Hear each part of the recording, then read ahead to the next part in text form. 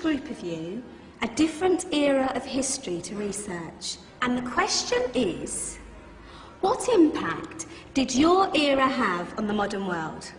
So Sarah, your group has the ancient Greeks. Ravi, you've got the Romans. And Danny's group gets, yes, a bit of a challenge for you. You get the Middle Ages. Some even call it the Dark Ages. Boring. See how you get on. Yes, miss. So, Serene, yes, you get the Renaissance.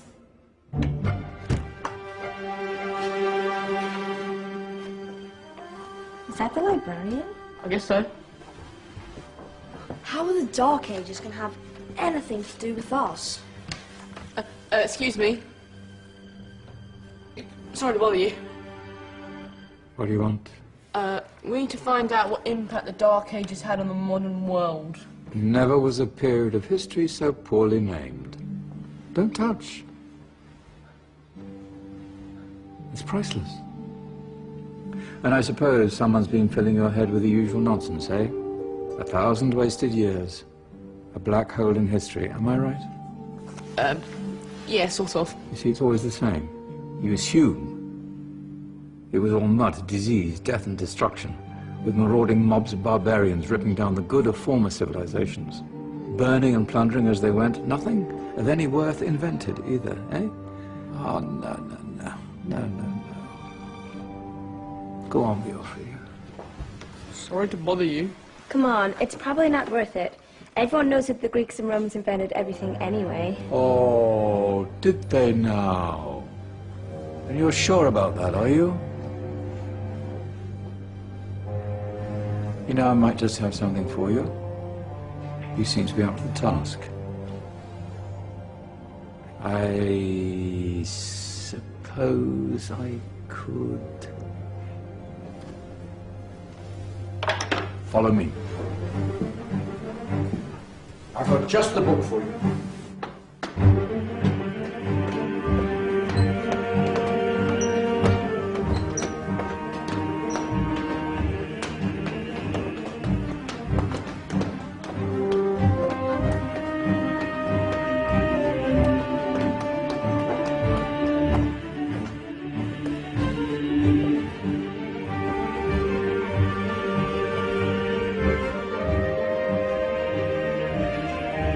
Where are we going? I don't know. Ask him. Excuse me. Where are we going? From darkness into light, my young friend. From ocean onto land, there are things you should know. Oh, yes, indeed. Yes, indeed.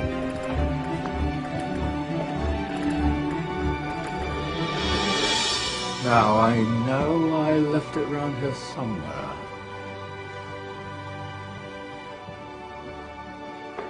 Ah! Here it is. Now, take a look. If you dare.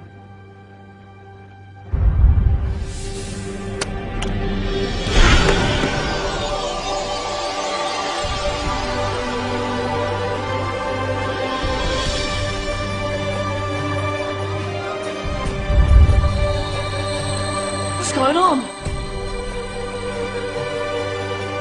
Welcome to the Dark Ages, or as it should be known, the Golden Ages. Who are you? I am Al-Jazari, engineer and ingenious inventor. I thought you said this was the Dark Ages. It doesn't look very... dark.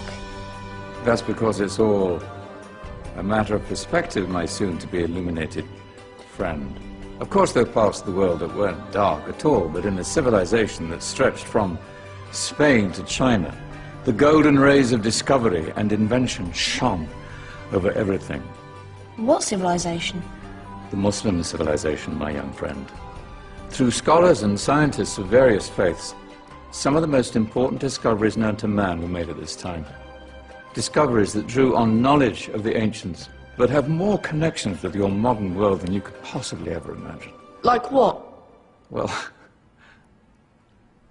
all sorts of things. I've got to get a picture of this. I knew it was a good idea. Who are you? Allow me to introduce Ibn al-Haytham, a great scientist whose ideas led to the invention of the camera. You invented the camera? I laid the foundations for modern cameras by explaining how our eyes work. I found a way of projecting an image onto another surface through a small hole in a dark room, later called camera obscura. Think of all the things that evolved from this discovery. Cameras, cinema, all share the same principle. Cool. Look out below! Who's that?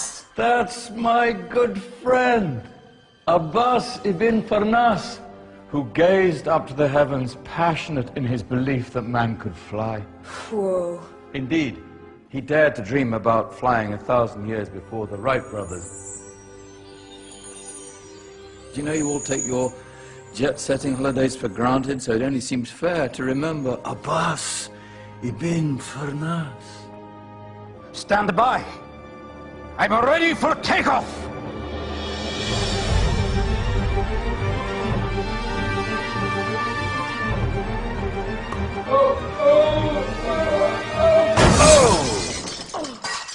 He did forget one thing, though. A tail, useful for landing. Ah, my back. Is there a doctor in the house? Did someone call? Ah, my old friend, why don't you introduce yourself to my young guests? I am Abul Qasim al-Zahrawi. Many call me the father of surgery. Did you actually do surgery back then? Of course we did. In fact, many of the surgical tools that I invented are still used in your modern hospitals. Excuse me, a patient needs my attention. Scalpel? I think I may need some stitches. In that case, I'll use catgut. Catgut? From the gut of animals. Perfect for stitching up internal wounds. Your surgeons are still using it today. Sorry, mustache.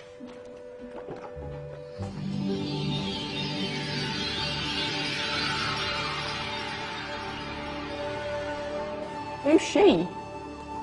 That's Maryam al-Astrolabi, one of the many brilliant women of her time. She made sophisticated astrolabes. Astro what? Astrolabes. They show the sky and the stars on a small flat plate you can hold in your hand. Think of them as ancient calculating or timekeeping devices. Today you have your watch, your compass, satellite navigation, helping people and explorers travel the world. Science at its brilliant best. And all these things were developed during the Golden Ages. And that's just the tip of the iceberg. There were thousands of other inventions covering all areas of life, and in the years that followed, their influence spread across the whole of medieval Europe. So you see, it wasn't so dark after all. What about you? Me? What did you invent? Well, I don't want to be big-headed, but I made some groundbreaking advances in engineering. I suppose my most significant discovery converted rotary motion into linear motion using a crank and connecting rod. It's essential in pumps and engines. In fact, I've no idea how the Industrial Revolution could have happened hundreds of years later without such a device. Not that I ever get the credit I deserve. But my crowning glory was my amazing time-telling machine, my legendary elephant clock.